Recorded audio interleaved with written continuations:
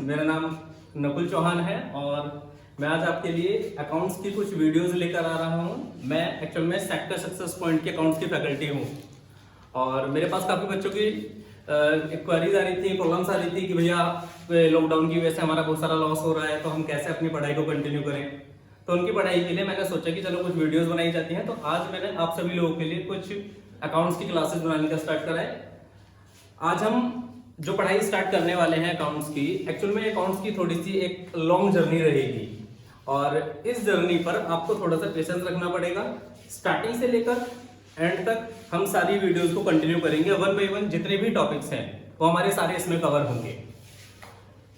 Video start करने से पहले मैं आपको एक बात बता देता हूं कि अगर आपको ये लगता है कि वीडियोस बेटर है तो कोशिश करें कि इसको और ज्यादा से ज्यादा अपने दोस्तों को या जो भी आपके जानकार में जो भी स्टूडेंट्स आते हैं उनको इसको शेयर जरूर करें। चलो मैं स्टार्ट करता हूं। हमारा अकाउंट्स का जो मैं टॉपिक स्टार्ट करने वाला हूं, एक्चुअल में अभी पहले ये 12th वाले स्टूडेंट्स के लिए है और 12th वाले स्टूडेंट्स के लिए अभी स्टार्टिंग में, क्योंकि हम जब किसी कोर्स को पढ़ना स्टार्ट करते हैं तो सबसे पहले हमारे पास उसकी मार्किंग स्कीम होनी चाहिए। हमें ये पता होना चाहिए कि जिस कोर्स को हम पढ़ने जा रहे हैं वो कोर्स का पैटर्न हमारा किस तरीके का है।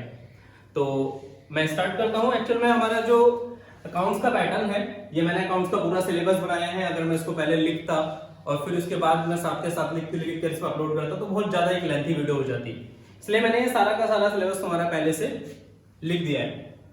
एक्चुअल में जो हमारा अकाउंट्स का सिलेबस है, अकाउंट्स का सिलेबस हमारा 100 मार्क्स में चलता है और इस 100 मार्क्स के सिलेबस में हमारे 3 पार्ट हैं।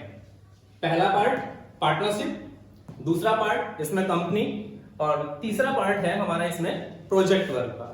एक्चुअल में ये प्रोजेक्ट वर्क जो है ये हमारे हाथ में नहीं होता। इसके लिए तो बस एक ही ऑप्शन है, जो तुम्हारे स्कूल के टीचर हैं, जो भी तुम्हारे अकाउंट्स के टीचर रहेंगे, उन अकाउंट्स के टीचर की नजरों में मत आना, क्योंकि ये नंबर वही सिक्योर करेंगे। उनके लिए जितने अच्छे बन सकते हो बनना, 20 नंबर वही टीचर तुम्हें दे सकते हैं। मेरा जो काम है वो है तुम्हारा इस चीज से रिलेट करेगा, पार्टनरशिप और कंपनी। जो हम पार्टनरशिप पढ़ेंगे और जो कंपनी पढ़ेंगे तो सबसे बड़ी दिक्कत ये आती है कि एक्चुअल में ये बुक जो है वो हमारे 12th क्लास के कोर्स में क्यों आई। 11th क्लास में तुम सबको पता होगा, हमने जो कोर्स पढ़ा था उसमें एक टर्म आता था जिसका नाम है सोल प्रोप्राइटरशिप। सोल प्रोप्राइटरशिप का मतलब हम अगर कोई बिजनेस कर रहे हैं और उस बिजनेस में हमारे पास सिर्फ एक ही ओनर है, एक से ज्यादा ओनर नहीं है, और हम चाहते हैं कि वो बिजनेस हमारा पहले से एक्सटेंड हो, तो हम क्या करेंगे? अब सारा पैसा अगर मैं लाऊंगा तो मेरा रिस्क बढ़ जाएगा। तो मैं चाहूंगा कि मेरे पास मेरे बिजनेस के अंदर जो मेंबर्स हैं या मेरे बिजनेस के अंदर जो मेरे ओनर्स हैं वो बढ़ जाए। और जब बिजनेस के अंदर एक से ज्यादा ओनर्स को इनवाइट कराया जाता है तो कहा जाता है हमारे बिजनेस में हमने क्या फॉर्म करा? पार्टनरशिप। एक्चुअल में तुम्हारी इस कोर्स में जो मैं बुक तुम्हें पढ़ाने वाला हूं वो बुक हमारी होगी टीएस ग्रेवाल। टीएस ग्रेवाल के अंदर जो हमारी फर्स्ट बुक है वो फर्स्ट बुक हमारी कौन सी होगी? पार्टनरशिप। और पार्टनरशिप हमारी टोटल मिलाकर 100 में से कितने मार्क्स में आएगी? 35 मार्क्स में। 35 मार्क्स में जो हमारे टॉपिक्स हैं वो ये सारे कवर होंगे, जिसमें सबसे पहला टॉपिक पार्टनरशिप का। अब अगर मैं आपसे ये पूछने लग जाऊं कि पार्टनरशिप होती क्या है, तो आप उस पार्टनरशिप को कभी भी डायरेक्टली डिफाइन नहीं कर सकते। हमने नॉर्मल लाइफ में सुना होता है कि जब 2 या 2 से ज्यादा पर्सन मिलकर एक बिजनेस चलाते हैं तो पार्टनरशिप है, बट पार्टनरशिप की डेफिनेशन कुछ एक्ट के अंदर दी जाती है तो वही हमें यूज करनी होती है। हम इसमें अपनी तरफ से बनाकर कोई एक नई डेफिनेशन नहीं लिख सकते। पार्टनरशिप में सबसे पहले हम जो पढ़ने वाले हैं वो टॉपिक हमारा कौन सा होगा? फंडामेंटल। अभी मैं एनपीओ को छोड़ रहा हूं, हो सकता है इस साल लॉकडाउन की वजह से तुम्हारा कोर्स भी थोड़ा कम हो जाए, और जो कोर्स कंटेंट तुम्हारा कम होगा उस कोर्स में 99.99% चांसेस हैं एनपीओ वाला टॉपिक तुम्हारे कोर्स से हट जाएगा। मेन जो टॉपिक तुम्हें पढ़ने हैं एनपीओ को हटाकर, इसलिए मैं पहले इनको बता रहा हूं। सबसे पहला टॉपिक जो हमें पढ़ना है वो पढ़ना होगा fundamental of partnership. Fundamental of partnership में पार्टनरशिप के सिर्फ कुछ बेसिक टर्म्स होंगे। जब भी हम किसी टॉपिक को पढ़ते हैं तो उसकी बेसिक नॉलेज होनी चाहिए। सेम इसी में पार्टनरशिप पढ़ रहे हैं तो पार्टनरशिप की बेसिक नॉलेज हमें फंडामेंटल के अंदर पढ़नी होगी। दूसरी चीज वैल्यूएशन ऑफ गुडविल। गुडविल हम लोगों ने सभी ने सुना है, पर गुडविल के बारे में अगर तुमसे कभी पूछा जाए कि गुडविल हमारी एक किस तरीके की एसेट होती है, तो गुडविल के लिए हमारे पार्टनरशिप एक्ट और कंपनी एक्ट कुछ डिफरेंट तरीके से डिफाइन करते हैं। गुडविल के बारे में, गुडविल की वैल्यूएशन। अब अगर मैं किसी पर्सन से पूछने लगूं कि बताओ तुम्हारे बिजनेस की वैल्यू कितनी है, तो वो उसे अमाउंट में कैसे बताएगा? भाई मैं कह देता हूं कि मेरी मार्केट में वैल्यू है, लोग मुझे अच्छे खासे सामान देते हैं, तो मैं उसे पैसे में नहीं बता सकता। मेरी वैल्यू को मैं कैसे अमाउंट में कैलकुलेट कर सकता हूं? वही वैल्यू जो बिजनेसेस की होती है वो पढ़ोगे तुम इस चैप्टर में, वैल्यूएशन ऑफ गुडविल में। Third topic, change in profit sharing ratio among partners. जब एक बिजनेस चलता है और बिजनेस के अंदर दो या दो से ज्यादा जितने भी पार्टनर्स होते हैं, तो उन पार्टनर्स में कभी कभी क्या होता है, कैपिटल का कंट्रीब्यूशन है जो बढ़ता रहता है, घटता रहता है। कैपिटल से अलग बहुत सारी छोटे मोटे प्रॉफिट्स होते हैं जो बढ़ते रहते हैं, घटते रहते हैं। ऐसी बहुत सारी चीजें हैं जिसमें चेंज होता है, और उन चेंजेस के रीजन की वजह से उनके प्रॉफिट के जो शेयरिंग रेशियोज होते हैं, PSR जो वर्ड मैंने यहां पर ये यूज करा है, एक्चुअल में ये रिप्रेजेंट करता है प्रॉफिट शेयरिंग रेशियो को। प्रॉफिट शेयरिंग रेशियो जो बिजनेस में चेंज होते हैं उनके रीजंस क्या हैं वो पढ़ोगे तुम इस नेक्स्ट चैप्टर में। इसका नाम है change in profit sharing ratio. अच्छा, अगर मेरे बिजनेस के अंदर मान लो 3 पार्टनर हैं, क्या मैं उस बिजनेस के अंदर चौथे पार्टनर को एडमिट कर सकता हूं?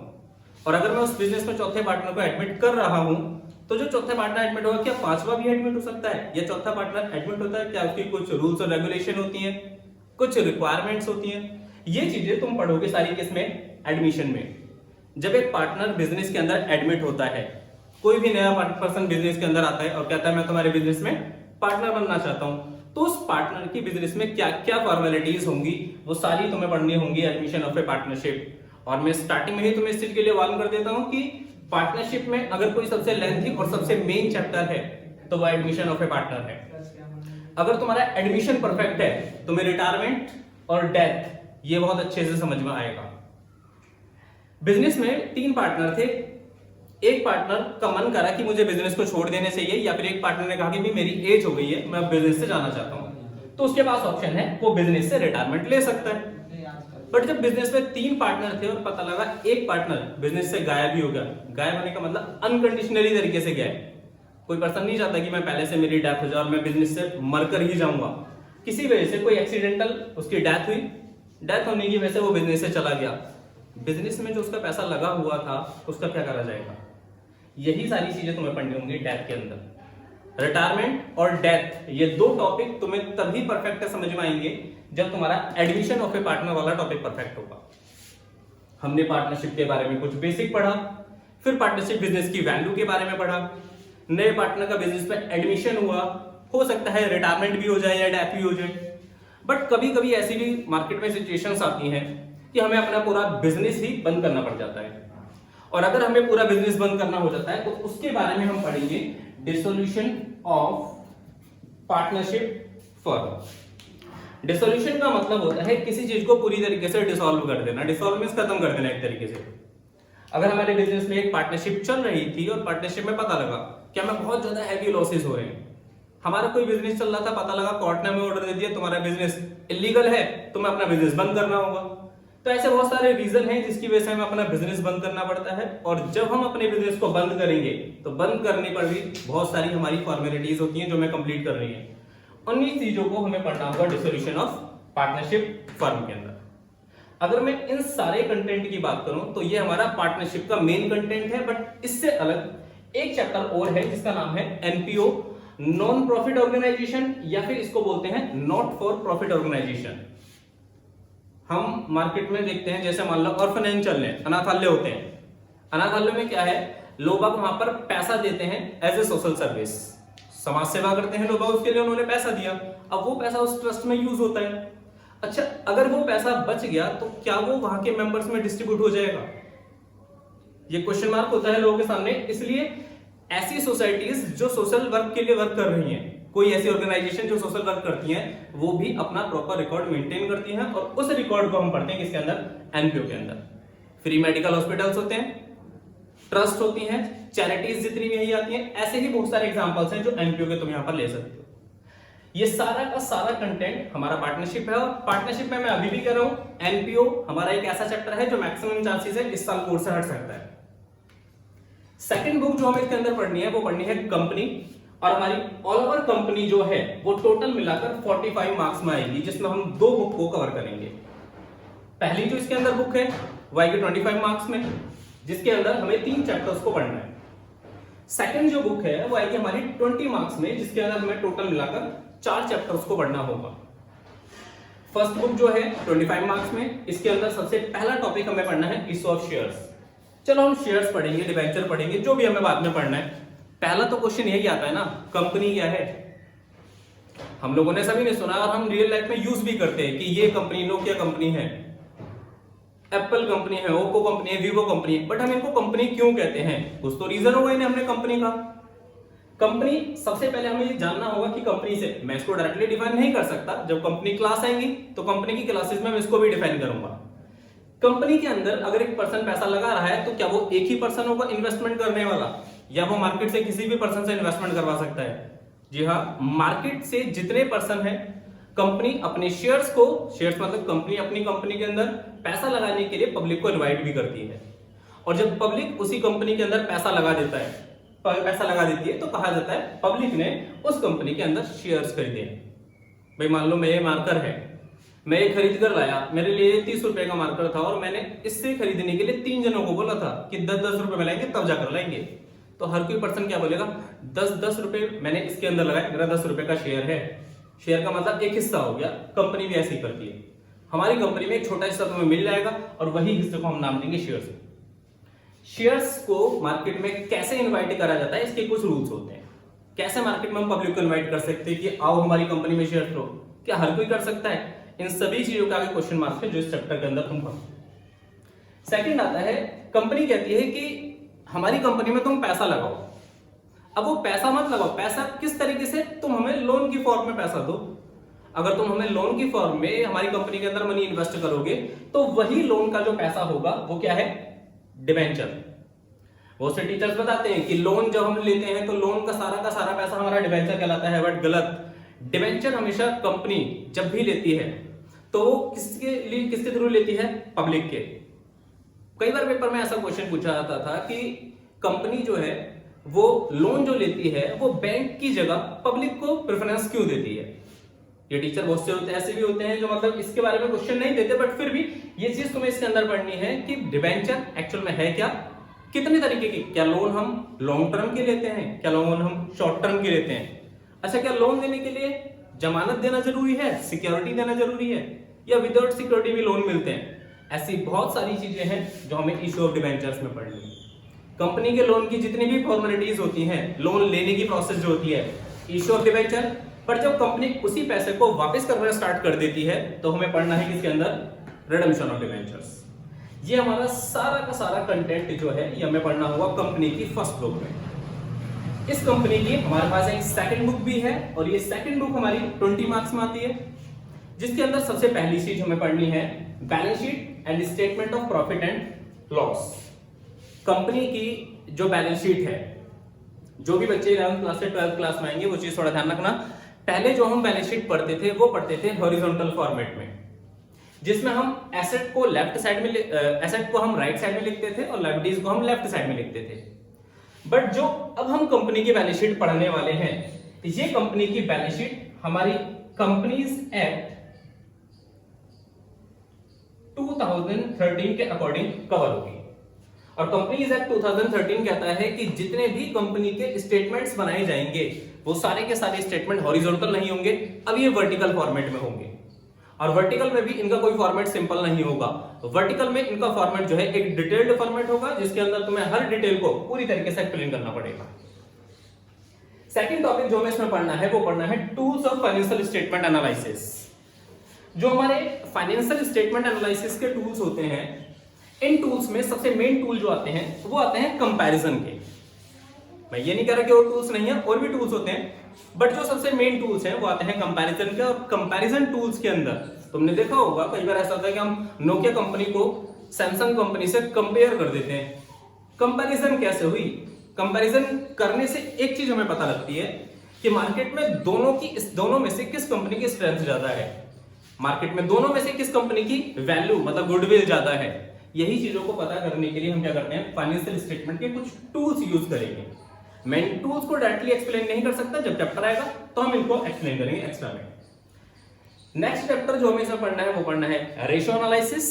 रेशियो एनालिसिस हमारा एक, जैसे मैथ के अंदर थोड़ी रीजनिंग होती है, या फिर मैथ के अंदर कुछ टॉपिक्स होते हैं जो सिर्फ फॉर्मूले बेस्ड होते हैं, ऐसे ही हमारा रेशियो एनालिसिस है। बट मैं ये भी नहीं कह सकता कि 100% ये फॉर्मूला बेस्ड होगा। एक कंपनी के पास 10 लाख रुपए की अपनी एसेट्स हैं, कंपनी कितना लोन ले सकती है? क्या 10 लाख से ज्यादा या 10 लाख से कम? और अगर 10 लाख से कम है तो उसकी मैक्सिमम और मिनिमम लिमिट्स क्या होंगी? ये सब चीजों को तुम तभी समझ सकते हो जब तुम्हें नॉलेज होगी किस चीज की, रेशियो एनालिसिस की। लास्ट के अंदर जो हमें पढ़ना होता है वो पढ़ना है कैश फ्लो स्टेटमेंट, CFS इसको हम शॉर्ट में कहते हैं। और अकाउंट के बारे में बहुत सारे स्टैंडर्ड्स हैं और उन स्टैंडर्ड में एक है अकाउंटिंग स्टैंडर्ड 3। ये जो अकाउंटिंग स्टैंडर्ड 3 है, एक्चुअल में ये अकाउंटिंग स्टैंडर्ड 3 कंप्लीटली हमारा कैश फ्लो स्टेटमेंट के बारे में बताता है। अकाउंटिंग के अंदर अगर किसी चीज में डिस्प्यूट्स ना आए, इस वजह से उनके अकाउंटिंग स्टैंडर्ड्स बना रखे हैं। हमने 11th क्लास में एक टॉपिक पढ़ा था कैश बुक। जब एक सोल प्रोप्राइटरशिप बिजनेस चलता है तो उस सोल प्रोप्राइटरशिप बिजनेस के अंदर हम लोग क्या करते हैं, एक छोटी सी कैश बुक बनाते हैं जो हमें ये बताती है कि एक बिजनेसमैन, एक सिंगल बिजनेस जो एक सोलो बिजनेस जो होता है, वो बिजनेसमैन एक्चुअल में कितना कैश रिसीव कर रहा है और कितना कैश पे कर रहा है। वो हमारी कैश बेसिस पर बनाई जाती थी और उससे हमें ये पता लगता था कि हमारे पास एक्चुअल में कितना क्लोजिंग बैलेंस अवेलेबल है कैश का। बट यही सेम काम हमारा कैश फ्लो स्टेटमेंट के अंदर, मतलब कंपनीज के अंदर भी होगा। बट कंपनी अपने कैश के रिकॉर्ड को मेंटेन करने के लिए कैश बुक नहीं बनाती। कंपनी को ऑर्डर दिया गया है, कंपनीज एक्ट में ये चीज साफ साफ लिखी हुई है कि कंपनी अपने कैश के रिकॉर्ड को मेंटेन करने के लिए एक स्टेटमेंट बनाएगी और वो स्टेटमेंट एक डिटेल्ड फॉर्मेट होगा जिसका नाम होगा कैश फ्लो स्टेटमेंट। ये कैश फ्लो स्टेटमेंट का AS है। कई बार पेपर में 1 नंबर में क्वेश्चन पूछा गया है कि accounting standard cash flow statement पर कौन सा एप्लीकेबल होता है। टोटल 32 अकाउंटिंग स्टैंडर्ड होते हैं जिसमें से 3 जो थर्ड अकाउंटिंग स्टैंडर्ड है वो कैश फ्लो स्टेटमेंट के बारे में। लास्ट ये सारा हमारा वो है जो हमारा इसमें मैं तुम्हें पढ़ाऊंगा। बट इससे अलग जो तुम्हारा स्कूल में कंटेंट रहेगा, क्योंकि नंबर तुम्हारे तभी आएंगे जब प्रोजेक्ट में भी मिलेंगे। प्रोजेक्ट में टोटल मिलाकर तुम्हारी 3 चीजें होंगी जो स्कूल में कवर कराई जाएंगी। पहली चीज, इसके अंदर तुम्हारी एक फाइल बनवाई जाएगी। फाइल का टॉपिक जो होगा वो तुम्हारे टीचर्स ही तुम्हें प्रोवाइड कराएंगे। दूसरा, टीचर्स तुम्हारा इसमें एक वाइवा लेंगे। अब ये टीचर क्या होता है, ये मोस्टली बाहर के किसी दूसरे स्कूल से आते हैं हमारे स्कूल में विजिट करने, और वही टीचर होते हैं एग्जामिनर जो हमारा वाइवा लेते हैं। और रिटन टेस्ट के नंबर 100% तुम्हारे टीचर के हाथ में होते हैं। 2 या 3 क्वेश्चन इसके अंदर दिए जाते हैं, 1 घंटे का टेस्ट लिया जाता है।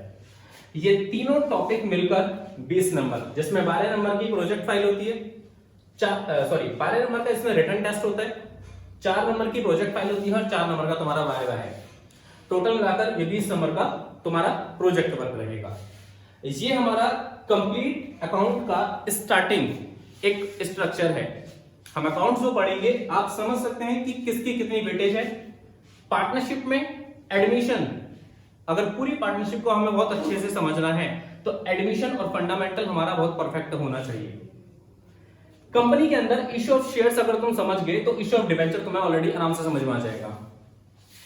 इसके अंदर अगर देखा जाए तो ये एक बेसिक बुक है, इसको तुम आराम से समझ सकते हो। ये हमारा टोटल ऑल ओवर कंटेंट है, टफ कुछ नहीं है। सिर्फ एक चीज हमें चाहिए और वह है कंसिस्टेंसी। आप थोड़ा पेशेंस रखेंगे तो पक्का आप इसमें कोई भी चैप्टर को आराम से कर सकेंगे। कैलकुलेशन आपको परफेक्ट करनी होगी।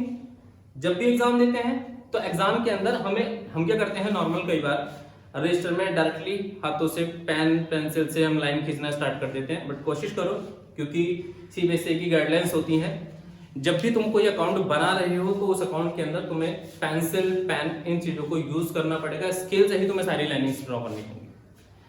चलो आज के लिए बस इतना काफी है। अगर आप लोगों को ये वीडियो अच्छी लगी हो तो इसे लाइक करिए, शेयर कीजिए और सब्सक्राइब कीजिए। नेक्स्ट वीडियो में मैं आप लोगों के लिए फंडामेंटल ऑफ पार्टनरशिप वाला ये टॉपिक स्टार्ट करूंगा। ठीक है, दैट्स ऑल फॉर टुडे।